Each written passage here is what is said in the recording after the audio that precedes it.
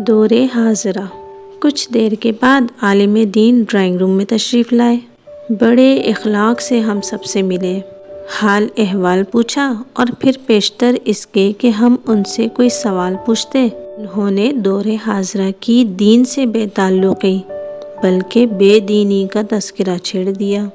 ان کی باتیں بڑی حد تک صحیح تھیں، قابل توجہ تھیں، لیکن ان کے انداز سے معلوم ہوتا تھا جیسے دور حاضرہ ہماری نئی نسل کا پیدا کردہ عمل ہو، جیسے نئی نسل نے جان بوجھ کر دین کے خلاف سازش کی ہو اور بڑی پلاننگ اور محنت سے دور حاضرہ کو تشکیل دیا ہو۔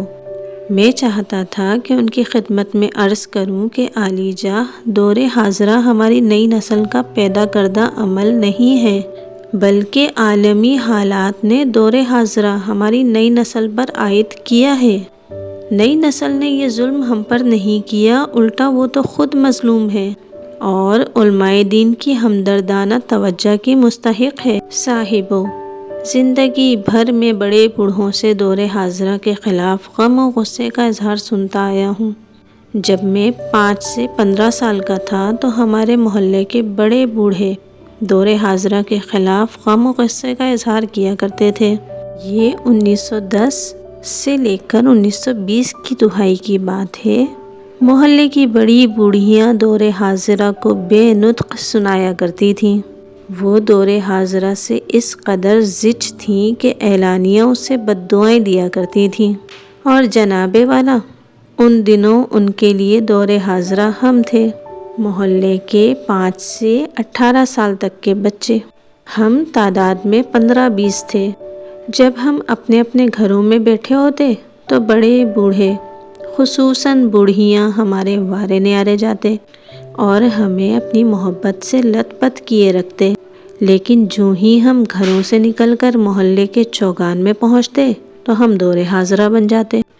محلے والوں کو ہم سے یہ شکایت تھی کہ ہم محلے کے چوگان میں کھیلا کرتے تھے۔ ان کا کہنا تھا کہ نئی پود بیکار کھیل کود میں وقت ضائع کرتی ہے، حالانکہ ان کا کام ہے کہ وہ گھر بیٹھ کر قرآن کریم پڑھیں یا اسکول کا سبق یاد کریں اور بڑوں کے احکامات کے مطابق گھر کے کاموں میں ہاتھ بٹائیں، والدین کی خدمت کریں۔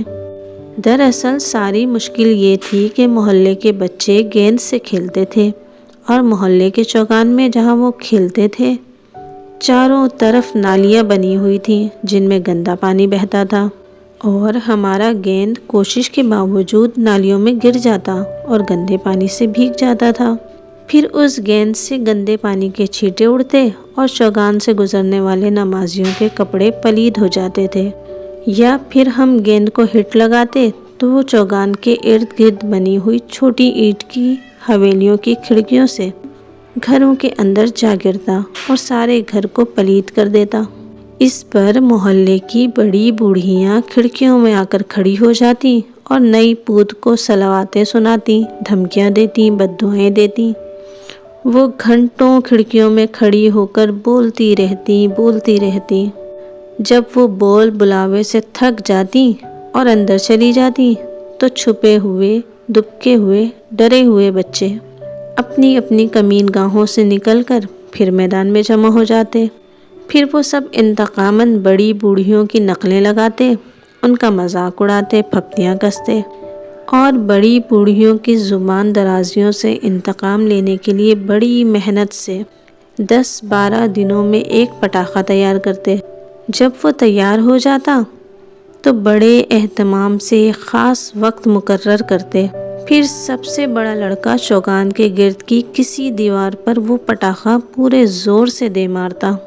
ایک دھماکہ ہوتا جسے سن کر محلے کی بڑی بوڑھیاں کھڑکیوں میں آ کر کھڑی ہوتی اور بول بول کر اپنے گلے پھاڑ لیتی، اور محلے کے تمام بچے جو چھپے بیٹھے ہوتے خوشی سے پھولے نہ سماتے۔